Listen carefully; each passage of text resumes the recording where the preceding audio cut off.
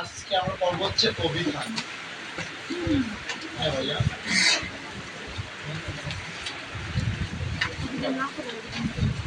বুঝাবো 2-3 বুঝবে এখন অভিধান থেকে আসছে। আজকের পাশে 2 নম্বর 3 নম্বর অভিধান থেকে আসছে। অভিধান বুঝতে পারবো। হেডলাইন দা অভিধান। বলো তো অভিধান মানে কি জানো? অভিধান মানে কি? ডিকশনারি।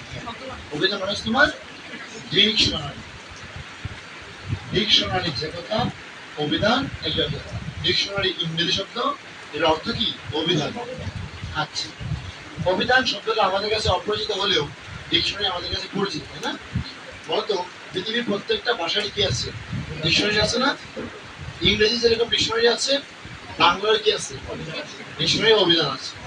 এখন তোমরা একটু কমন সেন্সে বলো তো, অভিধানে বা ডিকশনারিতে শব্দগুলো কি এলোমেলো থাকে নাকি সিরিয়ালে থাকে? হ্যাঁ, সিরিয়ালে থাকে। এখন আমাকে জানতে হবে বাংলা ডিকশনারি সিরিয়ালটা কিরকম। সবাই লিখো বাংলা ডিকশনারি বা বাংলা অভিধানের সঠিক সিরিয়াল।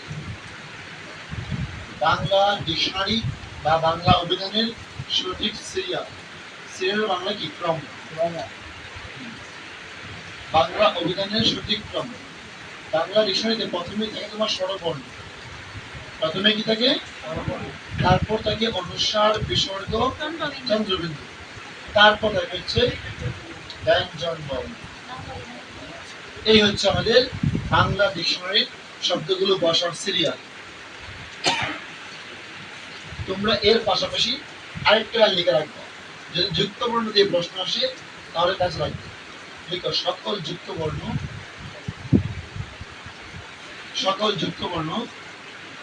আর সকল যুক্ত বর্ণ তার প্রথম বর্ণে অন্তর্ভুক্ত থাকে।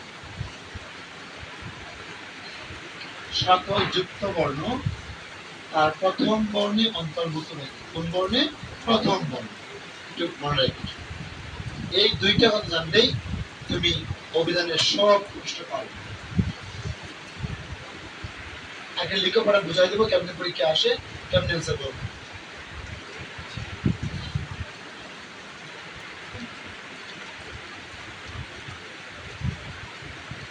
সবাইকে লিখছো?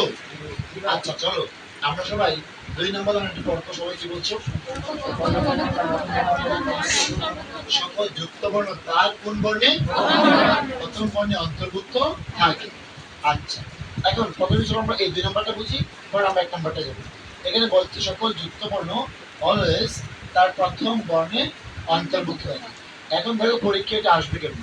পরীক্ষায় তোমাকে একটা যুক্ত বর্ণ দিয়ে বলবে যে বাচ্চারা বল, ধরো আমি কিও দিলাম, কিও দিলাম এখানে এই কি লিখলাম? কিও।